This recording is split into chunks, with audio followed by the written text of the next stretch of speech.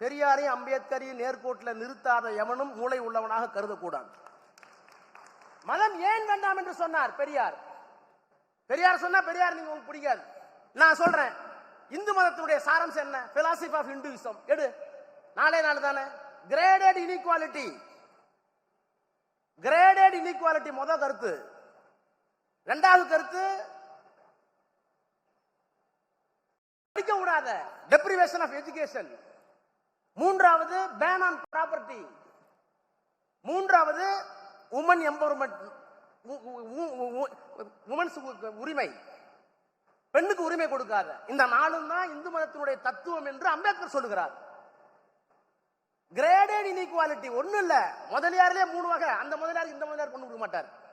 முக்குளத்தோர்ல 3 வகை, அந்த முக்குளத்தோருக்கு இந்த முக்குளத்தோர் பொண்ணு கொடுக்க மாட்டார். ஆதி திராவிடரில் 4 வகை, அவர் இவருக்கு பொண்ணு கொடுக்க மாட்டார். அதத்தான் கிரேடட் இன்இக்வாலிட்டி, இந்து மதத்தினுடைய முதல் தத்துவம். அதற்கு பிறகு பெண்ணுக்கு உரிமை கொடுக்காத, சொத்து கொடுக்காத, படிக்க விடாத யாரையும். இந்த 4 தான் இந்து மதத்தினுடைய தத்துவம் என்று பெரியார் சொன்ன போது உங்களுக்கு கோபம் வரல. அம்பேத்கர் தான் சொன்னார் புத்தகத்துல. அதனால்தான் நாங்கள் ஒரு கோட்டை நிறுத்துகிறோம். ஆக இந்த மதத்தை எதிர்த்தது இந்த மத தத்துவத்தை கொண்டு வந்தது ஆரியம். இந்த 4 கொள்கைகளையும் ஆதரித்தது ஆரியம். அதை மறுத்தது திராவிடம். அதை மறுத்தவர் பெரியார். அது சரி என்று சொன்னவர் அம்பேத்கர். எனக்கு இருக்கிற ஒரே தலைவர் அம்பேத்கர்னு பெரியார் சொன்னார். தமிழ்நாட்டு மக்கள் என்னிடம் வர வேண்டாம், எனக்கும் சேர்த்து தலைவர் தமிழ்நாட்டில் இருக்கிறார் என்று அவர் சொன்னார். அந்த 2 பேத்துக்கும் பிரச்சனை இல்லை. இப்ப உனக்கு என்ன பிரச்சனை? பாபு சிதம்பரனாருக்கும் பெரியாருக்கும் பிரச்சனை இல்ல. பெரியார் படத்தை பார்த்தா கும்பிடுவார், அவருக்கு இப்ப பிரச்சனைங்கிறாங்க. ஆணைமுத்துக்கும் பெரியாருக்கு என்ன பிரச்சனை? பெரியார் கூட ஆணைமுத்து வாழ்ந்தாரு, அவருக்கு பிரச்சனை. ஆக எதையெல்லாம் திரிக்க வேண்டுமோ அவ்வளவும் திரித்துக் கொண்டிருக்கிறார்கள். ஆக மதம் என்றால் இப்ப இதெல்லாம் விட்டுருவோம். இதெல்லாம் பெரியார் பேசுனது, அம்பேத்கர் பேசுனது. இன்னைக்கு என்ன திராவிடம்? இன்னைக்கு ஒண்ணும் இல்ல. சமத்துவம் பேசுவது யார்? ஆதிக்கத்தை ஏற்றுக்கொள்வது யார்? ஆதிக்கத்தை ஏற்றுக்கொண்டால் ஆரியம், சமத்துவத்தை பேசினால் திராவிடம், பெண்ணுரிமை பேசினால் திராவிடம், பெண் இப்படித்தான் இருக்க வேண்டும் என்று பழைய முறையை சொன்னால் ஆரியம். அதையெல்லாம் தாண்டி இப்போ ஒன்று வந்திருக்கு. அறிவியல் பேசினால் திராவிடம், மூடநம்பிக்கை பேசினால் ஆரியம். நாங்க அறிவியல் பேசுறோம். இந்த திராவிட இயல்னு சொல்லுகிற போது எங்களுக்கு என்ன பெருமை? டார்வின் எப்ப கண்டுபிடிச்சாரு? 1850 தான் டார்வின் வந்து எவாலுவேஷன் தியரி, பரிணாம கொள்கை. ஒரு உயிரி, அப்புறம் 2வது உயிரி, 2 செல், 3 செல், 4 செல், இப்படி 5 அறிவை பெற்ற இனம் எப்போது வந்தது? 1850. அதுக்கு நோபல் பரிசு கொடுத்துட்டீங்க. அந்த டார்வினுடைய தியரியை சொல்லுவதற்கு கிறிஸ்துவம் ஒப்புக்கொள்ளவில்லை. கிறிஸ்துவத்தில் தடை இருந்தது. டார்வினுடைய கொள்கையை பார்த்துவிட்டு இந்த கொள்கை எவ்வளவு உயர்ந்த கொள்கை, இவ்வளவு பெரிய தத்துவமா இருக்குன்னு சொல்லி கார்ல் மார்க்ஸ் தான் எழுதிய தாஸ் கேபிட்டல் புத்தகத்துக்கு அணிந்துரை கேட்டார் டார்வின். தாஸ் கேபிட்டலுக்கு கொடுத்தா கிறிஸ்துவம் என்னை தண்டிக்கும் என்று டார்வின் மறுத்து விட்டார். ரெக்கார்டு இருக்கு. அப்ப அறிவியல் உண்மையை சொல்வதற்கு கூட அந்த காலத்தில் முடியல. புருனோவை என்ன பண்ணாங்க? நடுரோட்ல கொளுத்துனாங்கல்ல. சூரியனைத்தான் பூமி சுற்றி வருகிறது சொன்னதற்காக புருனோ என்கின்ற அறிவியல் ஆய்வாளரை நடு ரோட்ல வச்சு கொளுத்துனீங்களே. 400 ஆண்டுகளுக்கு பிறகு போப்பாண்டவர் வந்து மன்னிப்பு கேட்டாரு, எங்களுடைய மதம் தவறளித்து விட்டதுன்னு. ஒரு போப்பாண்டவருக்கு ஒரு நாணயம் இருக்குல்ல. எங்களுடைய மதம் கிறிஸ்தவம் 400 ஆண்டுகளுக்கு முன்னால் ஒரு அறிவியல் அறிஞனையை உண்மையை சொன்னதற்காக கொன்று விட்டோம், எரித்து விட்டோம், மன்னிப்பு கேட்கிறோம். அது மாதிரி ஒரே ஒரு சங்கராச்சாரி கேட்டிருக்காரா?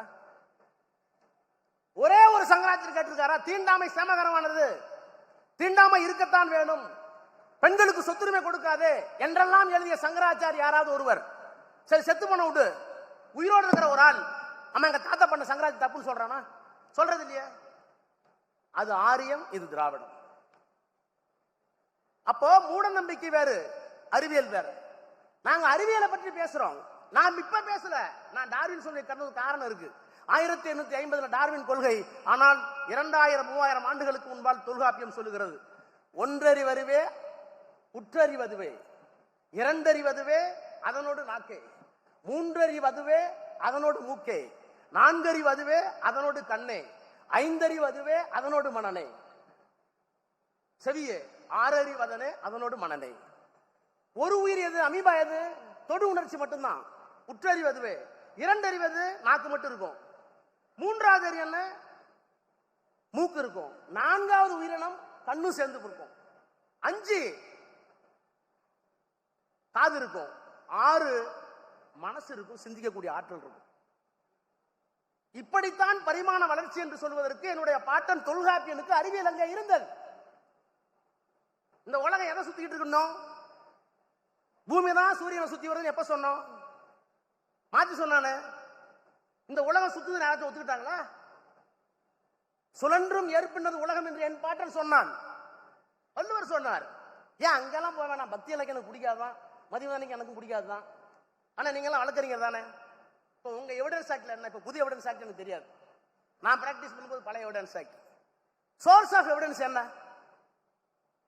சோர்ஸ் ஆஃப் எவிடன்ஸ் 3 தான். Documentary evidence, direct evidence, customary evidence. இந்த 3 தானே. இந்தியன் எவிடன்ஸ் ஆக்ட்ல அதான் இருந்தது. எப்ப கொண்டு வந்தீங்க? 1800 கொண்டு வந்தீங்க, மெக்காலா கல்வி முறைக்கு பிறகு. ஆனா எங்க பக்தி இலக்கியத்தில் இருக்க, திருவிளையாடபுரத்தில் இருக்க, சுந்தரனார் இன்னொரு பேர் வந்து எடுத்திருப்பாரு. அவர் வந்து தான் கொடுத்த வாக்குறுதியை மீறி கல்யாணம் பண்ணிக்க போவாரு. திருமணம் பண்ணிக்க கூடாது. அவரு திருமணம் பண்ணிக்க போறாரு சுந்தரர். அதை தடுத்து ஆட்டுக்கொள்வதற்கு சிவபெருமான் வர்றார். கதை போய், ஆனா எழுதி வச்ச நேரத்தில் என்ன இருக்குன்னு பாருங்க.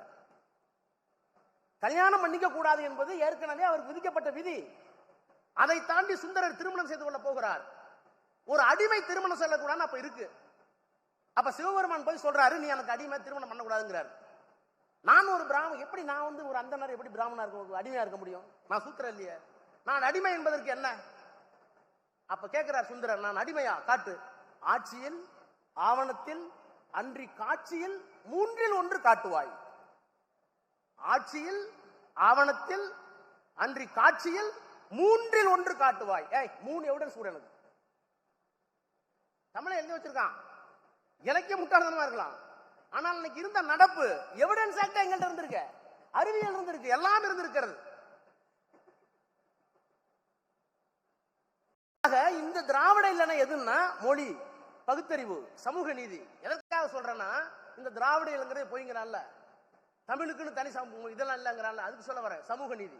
அப்ப கிரேடட் இன்இக்வாலிட்டி, மதம், சாதி ஒளிந்த ஒரு தமிழ் சமுதாயம் இந்த மண்ணில் இருந்தது.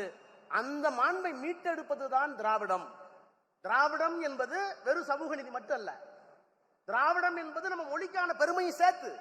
ஏன்னா இந்த மொழிதான் சமத்துவம் பேசினுச்சு, இந்த மொழிதான் அறிவியல் பேசினுச்சு, இந்த மொழிதான் அறிவியல் கூறுகளை கொண்டது. இது சமஸ்கிருதத்தில் இல்லை, ஆரியத்தில் இல்லை. ஆரியத்தில் இல்லாத காரணத்தினால் இது திராவிட நெறி. இந்த திராவிட நெறிதான் எங்களுக்கு அடையாளம். அதுதான் திராவிட இயல். வெறும் ரிசர்வேஷன் மட்டும் திராவிட அல்ல, வெறும் தமிழ் மட்டும் திராவிட அல்ல. இந்த மொழியும் இந்த இனமும் இந்த பண்பாட்டு கூறுகளும் சேர்ந்த ஒரு இனம் வாழ்ந்தது. அதைத்தான் I belong to Dravidian stock. When I am claiming there is a Dravidian stock, we are having something distinct, something different to offer to at large to the nation. எங்கள் இனத்திற்கு ஒரு சிறப்பு இருக்கிறது. நான் திராவிடன் என்று சொல்லிக் கொள்வதில் பெருமைப்படுகிறேன். ஏனென்றால் இந்த உலகத்திற்கு வழங்குவதற்கு எங்களிடத்திலே தனித்த அடையாளம் உள்ள வேறுபட்ட கொள்கைகள் இருக்கிறது. அந்த கொள்கை வேறு எவனிடத்தில் இல்லை என்று பொருள். எனவே இதுதான் திராவிடம், இதுதான் திராவிட நெறி, இதுதான் திராவிட இயல். எனவே நிலமாக இருந்தது, மொழியோடு இருந்தது, பண்பாட்டோடு இருந்தது. அது இப்போது எங்கே என்று கேட்கிறார்கள். இவையெல்லாம் கலந்த கலவையாக இன்றைக்கு திராவிடவியல் கருத்தியலாக இருக்கிறது. அந்த கருத்தியல் ஆரியம் சொல்லுகின்ற அனைத்திற்கும் எதிராக இருக்கிறது. எனவே திராவிட இயக்கத்தை காப்பாற்ற வேண்டிய பெரு பொறுப்பை திராவிட மாடல் ஆட்சி நடத்தி கொண்டிருக்கின்ற நம்முடைய நாயகர் மாண்புமிகு முத்துமையல் கருணாநிதி ஸ்டாலின் அவர்கள் இன்றைக்கு திராவிட மாடல் அரசு என்று முன்னெடுத்திருக்கிறார். இந்த திராவிட மாடல் அரசு மட்டுமல்ல, திராவிட கருத்தியலும் வெற்றி பெற வழக்கறிஞர் சங்கத்தையும் சேர்ந்து போராட அழைக்கிறேன். நன்றி, வணக்கம்.